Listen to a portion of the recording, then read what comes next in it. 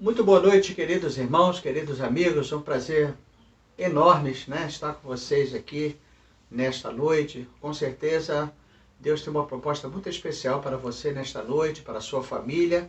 Com certeza, você está participando deste culto, creio eu, em família, né? Talvez um ou dois ou três componentes da família estão com você neste momento muito importante. Aqueles que nos acompanham nas redes sociais, muito obrigado pela sua participação também, pelo seu envolvimento. Dê o seu like, faça a sua inscrição. Com certeza será muito bom, porque a Primeira Igreja Batista de Fazendinha, ela se sente honrada quando alguém se inscreve, quando alguém dá o seu like. Com certeza é a sua participação, o seu envolvimento no trabalho. No mês de novembro, nós estamos comemorando o mês de Educação Teológica, como também o mês da música. Então eu gostaria que a Primeira Igreja Batista de Fazendinha, orasse por todos os seminaristas do Brasil e também orasse pelos músicos, pelos ministros de músicas, que Deus possa abençoá-los grandemente nesta nova caminhada. Com certeza Deus tem um plano muito especial para os futuros pastores e também para os futuros ministros de músicas. Também quero lhe dizer que nós estamos funcionando em nossa igreja na parte da manhã, de 9 até as 10, e à noite, de 19 até as 20 horas. Você é o nosso convidado. Se você está ao alcance da nossa voz, com certeza você poderá participar, nos visitando e dizendo lá no programa que você é participante dos nossos cultos às quartas-feiras. Também quero chamar a atenção nós estamos também no mês de missões locais, mês de novembro, mês de dezembro, e a nossa meta é pagar um teclado, Nós adquirimos um teclado para os nossos cultos, e eu gostaria então que houvesse uma participação, quem sabe dos irmãos também, da igreja, Mas como também algum visitante que queira então ofertar com essa finalidade. Projeto Vida 2021, de 3 a 5 de dezembro, um projeto social que eu conto com as suas orações. Teremos lá médicos, dentistas, teremos brincadeiras para as crianças, pula-pula. Teremos também uma oficina desta feita especial para as crianças. Vale a pena então participar do projeto Vida e você então é o nosso convidado. Agradeço então aqueles que já estão orando e aqueles que ainda não deverão fazer ainda hoje, orando pelo projeto Vida de 3 a 5 de dezembro. A revista Palavra e Vida, nesta noite, é a lição de número 7, a supremacia de Cristo, a carta aos Colossenses. O texto básico, Colossenses capítulo 2, verso de número 9. O autor é o pastor Ronaldo Silveira Mota. Ele coopera com a Igreja Batista Copaleme, na cidade do Rio de Janeiro. Um novo tempo em 2021, estamos juntos com Jesus. Jesus Cristo é a única esperança. Que Deus lhe abençoe nesta noite e um final de semana feliz é o desejo do seu pastor. Amém.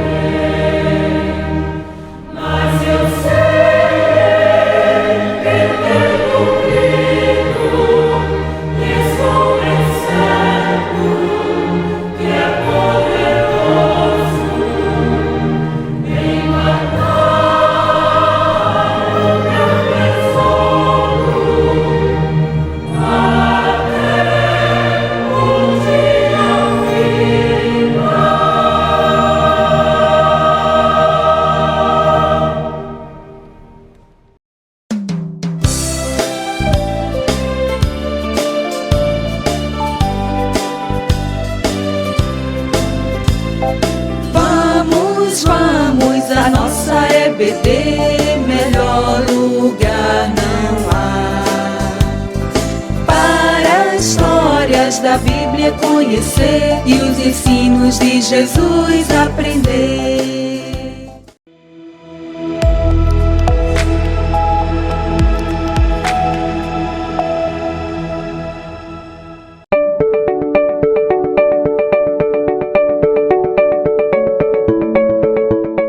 Olá, irmãs e irmãos, graça e paz. Aqui é o pastor Ronaldo Mota e nós vamos dar continuidade ao estudo das lições da revista Palavra e Vida da Escola Bíblica Dominical para as nossas igrejas batistas da Convenção Batista Fluminense. Hoje nós vamos ver a 7ª lição, a supremacia de Cristo. Está baseada na carta do apóstolo Paulo aos Colossenses. Nós vamos ver que esta carta foi originada porque Paulo escreve quando Epáfras o procurou ali em Roma, na prisão, relatando o que estava acontecendo ali naquela igreja. A igreja crescia, mas ela também sofria de ameaças contra as doutrinas fundamentais da fé, como o gnosticismo, a cultura grega e a influência do pensamento judaizante, o que o apóstolo Paulo procurou combater com veemência, e é isso que nós vamos ver agora nesta lição. Nós vamos observar que contra todas essas orientações vindas de fora da palavra do Senhor, nós vamos ver que o apóstolo Paulo começa a partir do capítulo 1, versículo 13, dizendo que o que Cristo fez foi uma obra sobreexcelente, que ultrapassa todas as outras condições humanas de produzir algum valor para a sua salvação.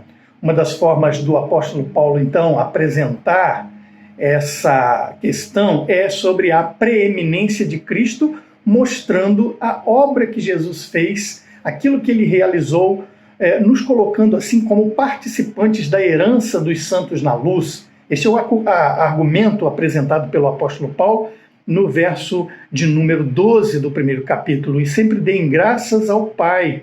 Ele nos capacitou para participarem da herança que pertence ao seu povo santo, aqueles que vivem na luz. Portanto, que obra foi essa? A partir do verso 13, nós vamos ver o apóstolo colocando algumas situações que fez com que ele entendesse e nos mostrasse a obra de Cristo como sobreexcelente. A primeira palavra que ele usa é a palavra que Cristo nos libertou, que significa resgatou. O que isso tem a ver com os crentes daqueles dias e conosco hoje? Quando vemos pessoas em situações de risco, algum desabamento, enchentes, calamidades, incêndios, nós vemos sempre que na impossibilidade de salvação há sempre alguém que as resgata do perigo de morte. E quando isso acontece, essa pessoa é salva. Foi isso que o apóstolo Paulo quis dizer quando Cristo nos resgatou. Ele afirmou que nós somos resgatados do império das trevas, dos poderes do mal que ameaçam a humanidade. Essas trevas, além de significar aqui no texto a escuridão total, mostra que é um estado de separação pleno, um estado de separação total de Deus. Jesus, portanto, ele suportou as trevas, ele suportou o mal, ele suportou o desprezo e a morte para nos libertar da morte e da perdição eterna. Mas a outra palavra que o apóstolo Paulo usa é que ele nos transportou. Imagine alguém sendo libertado, sendo salvo de por exemplo, um centro de concentração, de uma prisão, e agora ele é transportado para um abrigo em total liberdade, para um paraíso, para uma condição nova de vida. Foi isso que aconteceu conosco. Nós também fomos libertos do controle das trevas, mas não simplesmente deixados em qualquer lugar. Nós fomos transportados para um lugar excelente, ou seja, o reino da luz, o reino do Filho do seu amor, diz ele, onde a lei que impera é o amor de Deus para conosco em nos dar a abundância de vida. E amor entre nós, entre cada irmão, em fazer espontaneamente a vontade do Pai. Além de libertos e transportados, a obra de Cristo nos redimiu. Nos dias do apóstolo Paulo era comum a escravidão, e o escravo ele não tinha qualquer direito sobre a sua própria vida. Ele não tinha liberdade, nem podia fazer nada em seu próprio favor. Mas o texto diz que nós, nesta condição de escravidão, temos agora a redenção. Fomos redimidos, pois a salvação se compara à condição do escravo que está sob o domínio de uma criatura cruel, Satanás, e nada pode fazer para conquistar a sua liberdade. Que terrível condição, porque além de não poder fazer nada, nem percebe que está sendo dominado nesse estado de coisa. Mas Cristo toma a nossa causa e nos torna livres. O preço que ele pagou foi o seu próprio sangue, onde toda a nossa dívida pecaminosa foi parar lá na cruz do Calvário. Por que Jesus pode realizar e pôde realizar tão eficiente obra? Porque é o Filho de Deus, o apóstolo Paulo vai falar sobre isso. Ao fixar nele o olhar, podemos perceber que ele é o Deus invisível, que se torna visível. Capítulo 1, verso 15, o Filho é a imagem do Deus invisível e é supremo sobre toda a criação.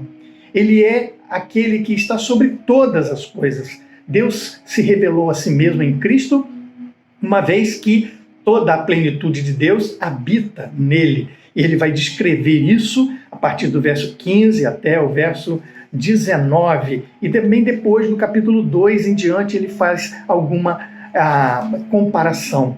Ele diz que Deus habitava e habitou em Cristo corporalmente. Jesus, portanto, é a imagem visível do Deus invisível. Quando Paulo afirma que Cristo é o primogênito de toda a criação, significa não que ele foi criado primeiro, pois já tinha mostrado isso, ele já mostrou isso agora no verso 16 do capítulo 1, pois por meio dele todas as coisas foram criadas, tanto nos céus como na terra, todas as coisas que podemos ver e as que não podemos, como os tronos, reinos, governantes e as autoridades do mundo invisível. Portanto, ele já disse que Cristo é o Criador, mas o que ele fala a respeito de Cristo como primogênito significa não que ele foi criado primeiro, mas sim que ele é o herdeiro a quem pertence toda a autoridade. Jesus é o Senhor do universo, como está escrito, nele foram criadas todas as coisas. Portanto, Cristo tem a prerrogativa de ser o Salvador. Ele é também o cabeça, o corpo, o cabeça do corpo que é a igreja. Além disso, o apóstolo Paulo vai colocar os problemas que estavam havendo naquela igreja e argumentar sobre esses problemas, que são, na verdade, falsas doutrinas que roubam a nossa liberdade. Capítulo 2, a partir do verso 16, ele vai, então, colocar esta questão. Não deixem que ninguém os condene pelo que comem ou bebem, ou por não celebrarem certos dias santos, cerimônias de lua nova, ou sábados, e coisas correlatas a isso. Havia ali entre os colossenses um anseio por crescimento espiritual. Muitos estavam enveredando-se por caminhos de falsas doutrinas, sendo iludidos por ela. Infelizmente, ainda hoje, há muitos que são iludidos por alguma novidade espiritual, alguma religiosidade, coisas aparentemente novas. Mas isso não passa de um retorno a práticas antigas do ser humano em criar a sua própria salvação. Paulo resume bem este problema dizendo: essas coisas, essas novidades aparentes, na verdade, são alguma aparência de sabedoria. Aparência de sabedoria em devoção voluntária, humildade, em disciplina do corpo, mas não são de valor algum, senão para a santificação ou para a satisfação da carne, nunca para a santificação de fato.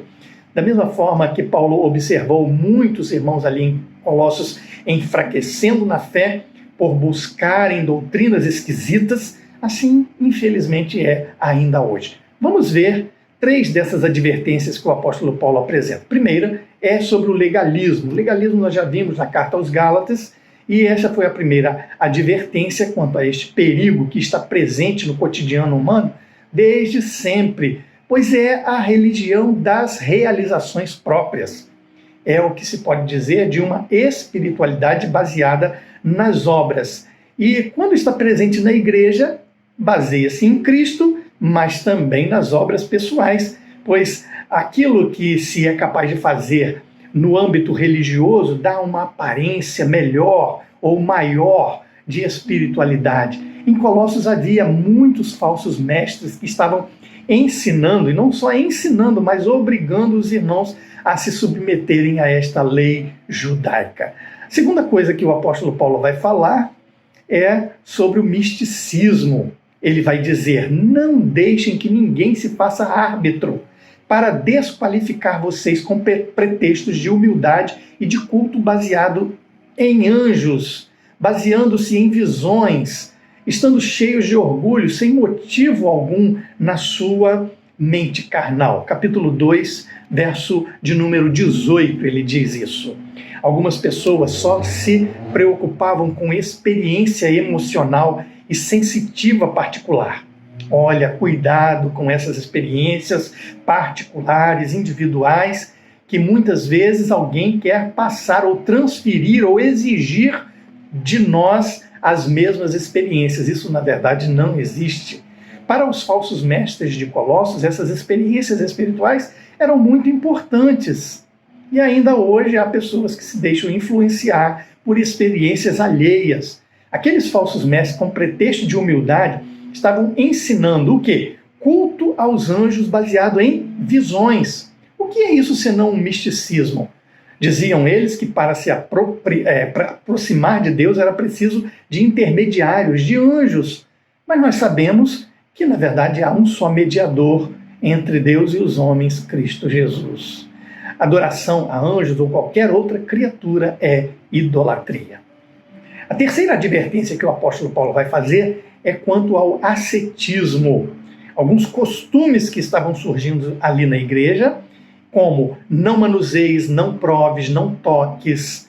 Para ele, isso era apenas preceitos e doutrinas de homens. Algumas coisas que estavam sendo exigidas a partir de adeptos da filosofia helenista que praticavam o ascetismo, onde o corpo humano e tudo aquilo que é material era desprezado e as sensações deveriam suplantar o material, indicando que o espírito estava se fortalecendo.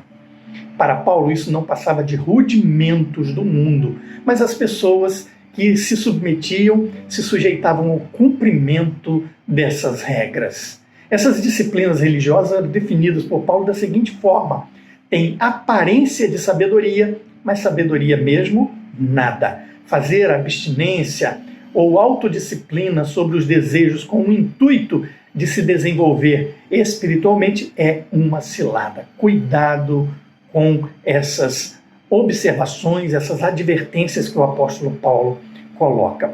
Porém, quando nós somos transformados pelo Senhor, quando alcançamos a salvação pela graça e o Espírito Santo opera em nosso coração através da fé em Cristo Jesus, isso nos leva a um novo estilo de vida. E é o que nós veremos agora, uma nova vida em Cristo. A partir do capítulo 3, versículo 1, ele vai dizer: uma vez que vocês ressuscitaram para uma nova vida com Cristo, mantenham os olhos fixos na realidade do alto, onde Cristo está sentado no lugar de honra à direita de Deus. Portanto, o apóstolo vai afirmar agora, neste texto, que tudo aquilo que se busca através do legalismo, do misticismo, do ascetismo, ou qualquer outra forma de religião por obra humana, já foi alcançado para o ser humano, para cada um de nós, pela graça de Deus em Cristo Jesus. Ou seja, a conclusão que ele chega é que já fostes ressuscitados justamente com Cristo. Pela fé em Cristo, nós já passamos pela experiência espiritual da sua morte e sua ressurreição. É extraordinário o que é dito aqui, mas isso precisa de uma experiência de fé de cada um de nós. Cada pessoa precisa ter essa experiência, essa fé em Cristo Jesus, de que ele morreu e ressuscitou e que nós também morremos e ressuscitamos com ele. Ou seja, pensemos agora nas realidades que são do alto, onde Cristo está sentado no lugar de honra à direita de Deus. Pensem nas coisas do alto e não nas coisas da terra. É o que o apóstolo Paulo vai orientar aquela igreja. Queremos concluir nesse breve resumo que essa é uma carta escrita a uma igreja que estava em perigo. Não perigo físico de perseguição e morte, mas um perigo de subversão dos valores, ou seja, aqueles fundamentos da nossa fé cristã, aqueles valores mais profundos da nossa doutrina. Como aprendemos, Cristo sempre terá a preeminência, pois Ele é o Senhor por quem tudo mais foi criado e Ele realizou, portanto, uma obra sobreexcelente, uma obra excepcional de nossa salvação. Isso estava em jogo ali em Colossos. A fé estava sendo golpeada através do legalismo, do misticismo e através de pensamentos filosóficos que o apóstolo chama de rudimentos do mundo. Quantas igrejas ainda sofrem estes mesmos ataques? Mas você, que já ressuscitou com Cristo pela fé, pode e deve viver uma nova vida espiritual, a vida, na verdade, celestial, já neste tempo.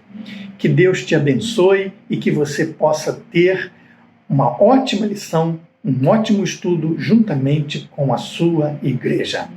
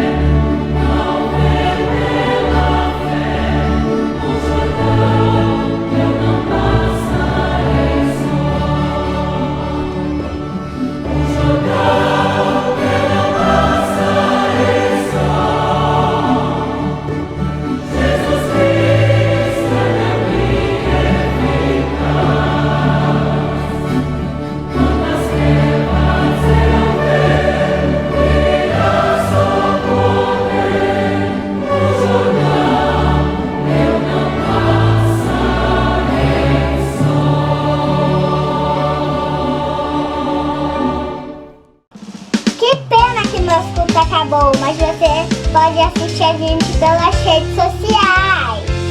Convide sua família e seus amigos.